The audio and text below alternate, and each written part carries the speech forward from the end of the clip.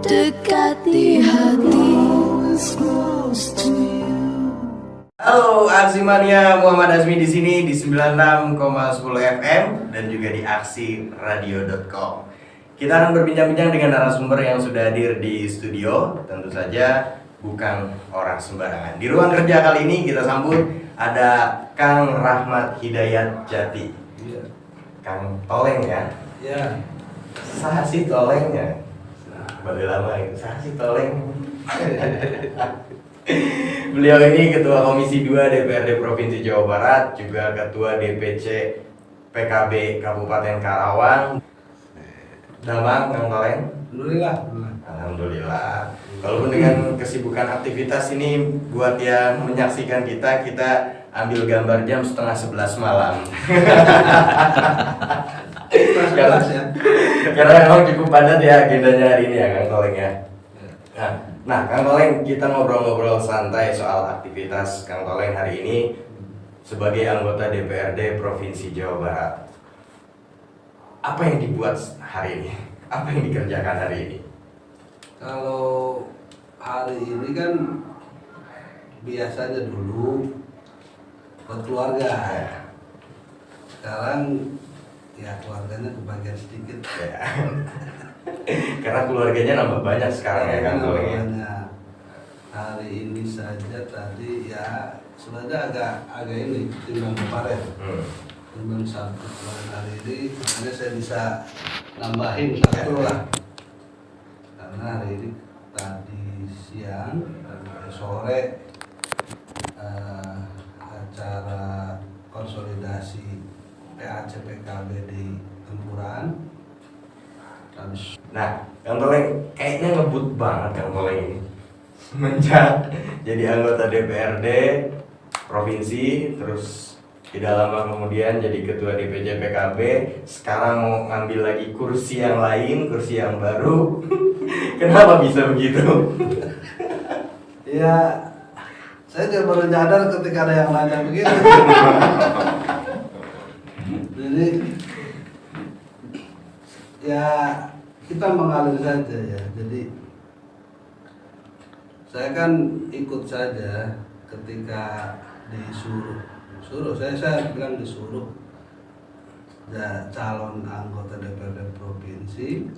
Ya akhirnya setelah 1, 2, 3 hari diskusi dengan istri dan beberapa teman dekat, akhirnya saya bismillah ikut. Padahal sebelumnya nggak pernah mikir ikut gitu. Lalu itu berjalan ya, berarti Maret 2021 itu setelah 1 tahun dari anggota DPRD provinsi ya disuruh lagi ngurus PKB Karawang. Ya yang dulunya kan nggak bisa bilang tidak gitu, jadi saya ikut saja. Walaupun konsekuensinya harus menerima teriak-teriak yang luar biasa waktu itu ya. Ya sebenarnya itu yang saya tidak mau. Tapi karena itu yang harus dilalui ya kita lalui lah. Karena perintah partai. Sambil pura-pura biasa-biasa saja. Padahal lumayan panas kuping. Saya mau tahu seperti apa Kang Toleng melihat Jawa Barat hari ini, khususnya Karawang sebagai daerah pemilihannya. Jawa Barat itu saya kira harus kita periksa ulang sebagai daerah yang dalam posisi transisi. Orang lain melihat kita, orang lain itu maksudnya Jakarta, Jawa Tengah dan Indonesia pada umumnya serta dunia, melihat Jawa Barat ini kan daerah pertanian. Walaupun tidak bisa ditutupi, terutama sejak era 80-an dipaksa menjadi industri secara top down gitu. Lalu transisi ini ya kita harus akui ada dampak positifnya ya, tapi juga dampak negatifnya buat masyarakat kita.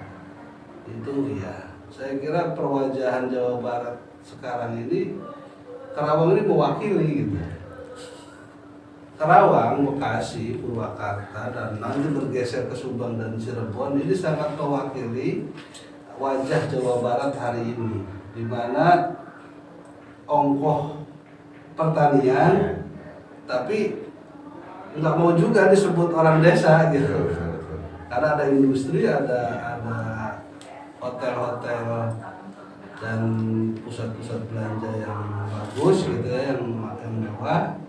Itulah wajah Jawa Barat. Karawang menjadi cermin bagaimana situasi Jawa Barat sekarang ini, walaupun tidak sama persis ya, tapi Karawang ini betul-betul mewakili. Kita mau ngomong Jawa Barat kayak apa, karena di sini ada laut. Karawang lautnya punya 7 kecamatan di kita ada, sawah-sawah jelas ada, industrinya ada. Dan ya walaupun nggak betul-betul gunung, hamparan kita dari Pangkalan sampai Purwak sampai Cikampek, kira-kira sebelah selatannya kan daerah berbukit, daerah hutan dan gunung. Nah, dengan Kang Toleng yang berangkat dari Kabupaten Karawang mewakili masyarakat Kabupaten Karawang dan Purwakarta, sebetulnya berada di DPRD Provinsi Jawa Barat. Apa mimpi besar Kang Toleng? Mimpi besar masyarakat Karawang yang dibawa ke provinsi hari ini? Saya ingin Karawang ini bisa mewarnai kebijakan politik Jawa Barat, karena saya bilang ini perwajahan tadi. Jadi sejauh ini 2 tahun lah kurang lebih gitu, 2 tahun lebih saya dipilih oleh sebagian masyarakat Karawang untuk duduk di DPRD provinsi. Ya saya optimalkan itu, kira-kira bela-belain melampaui jam kerja yang seharusnya lah gitu. Dan anggota DPRD provinsi yang katanya paling banyak juga bawa anggaran provinsi ke Karawang, betul nggak sih? Saya dengar-dengarnya kayak gitu. Alhamdulillah kalau kedengarannya begitu. Dan kalaupun iya gitu ya, secara angka gitu ya, alhamdulillah ini situasi yang baru buat Karawang khususnya.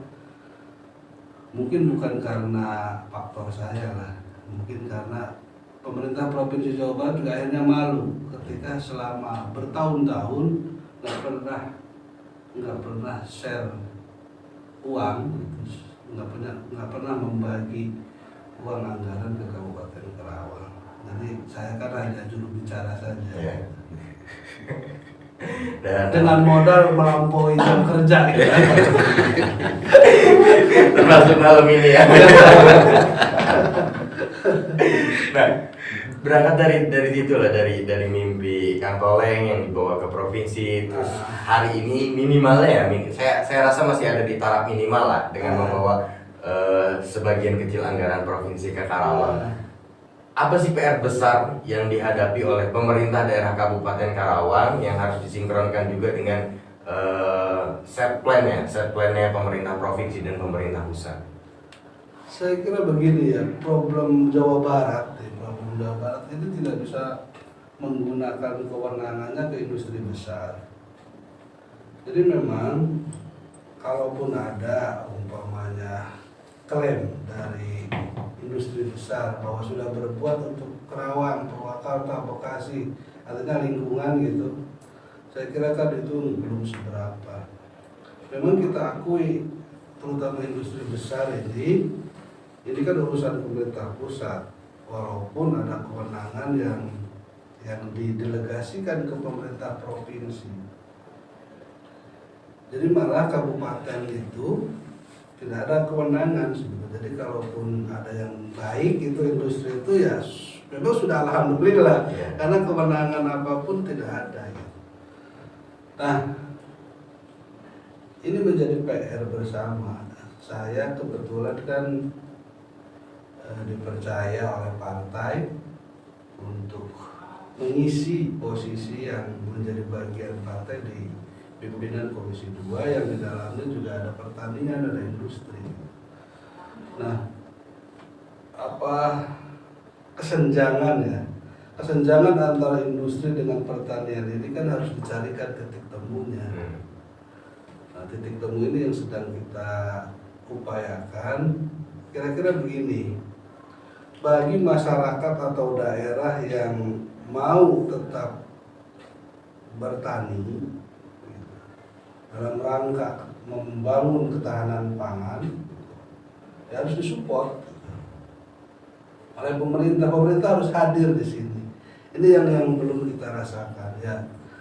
Dengan menjadi DPRD kan sebetulnya sudah menjadi bagian dari pemerintah. Tapi apa yang sudah saya kerjakan ini kan belum apa-apa, masih dalam rintisan lah kira-kira. Nah, yang industri, apalagi besok pengembangannya ini ke Subang, ke segitiga Rebana, itu akan merubah situasi banget, situasi dari daerah agraris ke daerah yang katakanlah metropolis, tapi juga tidak menjanjikan kesejahteraan dalam jangka panjang. Problem kita di Jawa Barat ini kan IPM kita masih rendah sesungguhnya. Nah, ada nggak kalau kalian melihat komitmen pemerintah baik itu di setiap kabupaten, terutama di Karawang, Purwakarta sebagai dapil dan juga pemerintah provinsi untuk kesejahteraan ini kan harus dikejar dengan cara berlari ya contohnya, nggak bisa kita jalan santai. Ya saya kira fokus kita harus menuju ke arah politik kesejahteraan. Bagaimana anggaran sedemikian rupa yang bisa dihimpun oleh pemerintah ya harus dibelanjakan, didedikasikan untuk program-program yang menunjang mengarah ke kesejahteraan umum. Nah, hal ini kemudian saya kira semua orang, semua kita bertujuan yang sama. Hanya saja pada pelaksanaannya ini berbeda orang cara pandang. Nah, cara pandang ini yang kadang seringkali menimbulkan perbedaan politik lah kira-kira begitu. Walaupun tujuannya sama ini, tapi yang jelas kerangka konfigurasi struktur APBD itulah cermin pemerintahan ini sudah mengarah ke kesejahteraan atau belum. Jadi ketika pemerintah dalam hal ini pimpinan daerah, kepala daerah dan DPRD sudah mampu merumuskan konstruksi APBD-nya, struktur APBD-nya yang menjamin mengarah kepada tujuan untuk kesejahteraan umum, saya kira harus didukung. Tapi ketika membelanjakan hal-hal yang sifatnya tidak menunjang ya di situ harus ada social control, dan DPRD dalam hal ini harusnya menjadi bagian dari corong itu. Kita sekarang dihadapkan pada situasi di mana unjuk rasa atau demo sudah mengendur. Sudah tidak lagi menjadi pilihan untuk kritik pada pemerintah. Memang ada efek mungkin menjamurnya media sosial. Dan saya kira memang para kelompok-kelompok aktivis, kelompok-kelompok masyarakat, termasuk media massa gitu, memang harus menggunakan jalur ini untuk mengkomunikasikan itu. Dan terbukti sebetulnya sangat efektif gitu. Hanya saja bagaimana kemudian yang menjadi bagian dari pemerintahan ikut memastikan suara-suara ini juga diurus gitu, sesuai dengan regulasi yang berjalan. Satu pertanyaan terakhir, hari ini yang Kang Toleng duduki, posisi yang hari ini Kang Toleng duduki, merasa bahwa ini adalah buah dari perjuangan atau memang karena sedang beruntung-beruntungnya aja?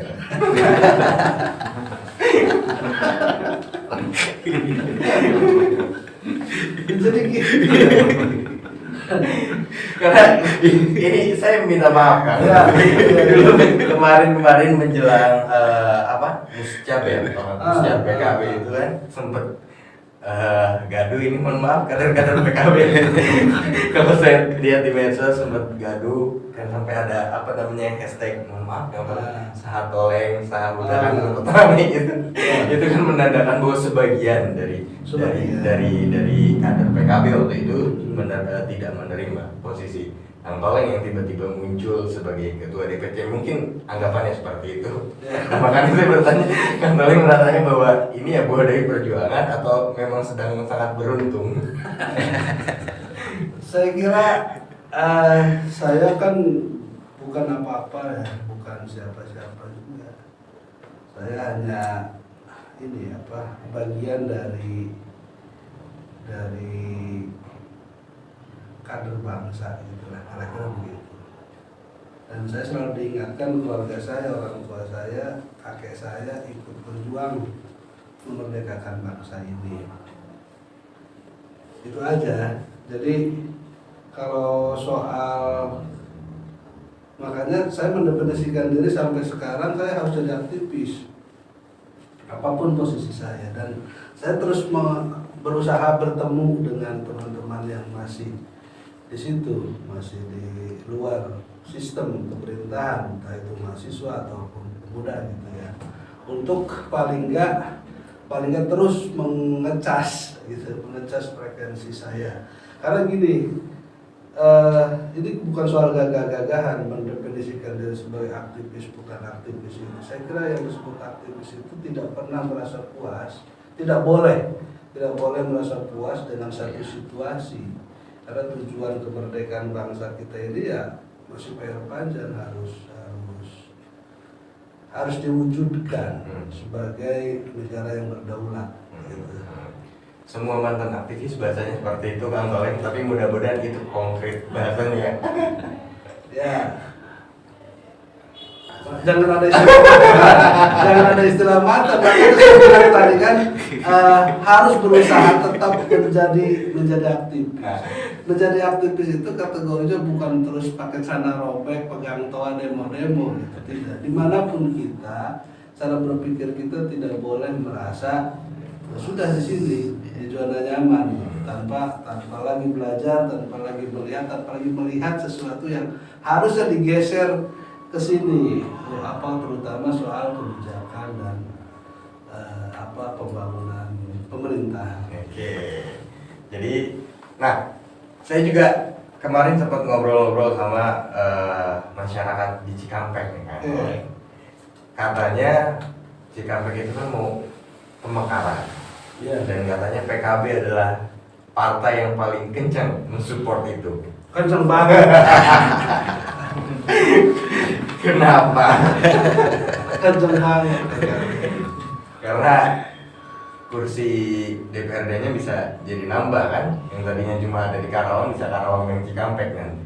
Ya itu kan hanya bagian dari efek. Itu hanya bagian dari efek yang tidak akan dituai hanya oleh PKB. Gitu. Tapi kira-kira yang menjadi pemikiran di PKB, gitu, termasuk saya dan teman-teman ya, mendiskusikan soal ini karena arahnya untuk politik kesejahteraan itu tadi. Bagaimana tentang kendali pemerintahan, kita harus akui secara jujur, secara objektif gitu. Selain soal kajian-kajiannya, kajian-kajian ilmiah gitu, dan sejarah. Jadi Karawang ini terlalu gede, walaupun belum bisa dibandingkan dengan Bogor ya, Kabupaten Bogor, Sukabumi, Kabupaten Garut gitu, dan Kabupaten Bandung. Tapi Karawang ini punya jejak itu. Nah, politik kesejahteraan dalam pengertian pendirian otonomi daerah otonomi baru itu menjadi pilihan buat Karawang menurut PKB.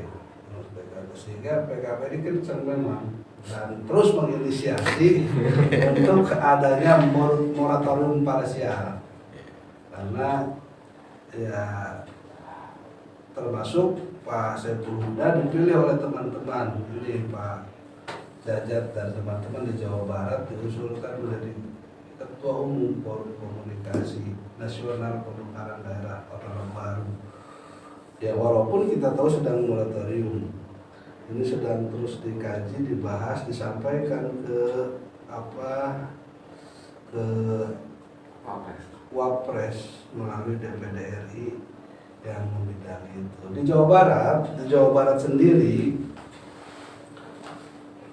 pemerintah Provinsi Jawa Barat merancang ada tambahan daerah otonom baru Jawa Barat ini, maunya sih tambahannya 10. Jadi kira-kira menjadi 40. Walaupun pada masih dikaji, dihitung ulang soal kesiapan dan soal kemungkinannya. Kira-kira sama alasan itu politik kesejahteraan. Begini, penduduk Jawa Barat ini 50 juta. Penduduk di Jawa Tengah itu hanya 37 juta. Di Jawa Timur itu juga di bawah itu. Lalu kita hitung jumlah desa dan jumlah kabupaten kotanya. Luas wilayahnya jelas lebih luas Jawa Barat. Jadi kalau di Jawa Tengah itu kita belum 1 jam sudah selamat datang kabupaten ini. Kalau jalan darat, belum 1 jam lagi sudah selamat datang lagi nih. Beda dengan di kita. Jangan sebut Kerawang, Bekasi, tapi sebutnya yang di selatan, Bogor, Sukabumi, Garut itu. Sudah 2 jam itu kita belum keluar kabupaten itu. Kan gitu. Itu yang kelihatan. Soal pembagian keuangan pusat daerah ini harus menjadi diskursus kita. Jadi kita ini penyetor pajak paling besar ke nasional, tapi dikembalikannya paling sedikit. Kenapa? Karena basis hitungannya kan bukan jumlah penduduk, tapi jumlah daerah otonom. Jadi duitnya lebih banyak orang Jawa Tengah. Itu yang APBD ke provinsi dan kabupaten kota ya. Lalu ada dana desa sudah 7 tahun terakhir ini lagi, jumlah desa kita di Jawa Barat hanya 5.000. Kurang dari 5.600 sekian. Di Jawa Tengah itu 7.000 desa itu. Padahal penduduk banyak kan di kita. Makanya ini saya mendiskusikan juga dengan teman-teman di Jawa Barat bahwa memang belum ada yang mengambil inisiasi ini untuk pendirian desa-desa baru. Pemekaran desa lah gampangannya bagi penduduk yang di atas 6.000, bagi jumlah penduduk desa yang di atas 6 dan kelurahan yang 6.000. Ini soal rentang kendali, soal pelayanan pemerintahan dan soal pembagian keuangan pusat dan daerah itu. Dan artinya bingkainya itu politik kesejahteraan. Bahwa nanti turunannya bagi partai-partai nambah anggota dewannya, yaitu efek sama dengan birokrasi, bahwa nanti butuh camat tanyakan butuh lurah banyak. Jadi sama itu hanya dampak ikutan.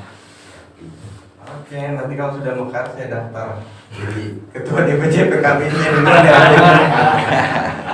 Karena PKB sekarang lagi gencar-gencarnya PKB milenialnya itu ya.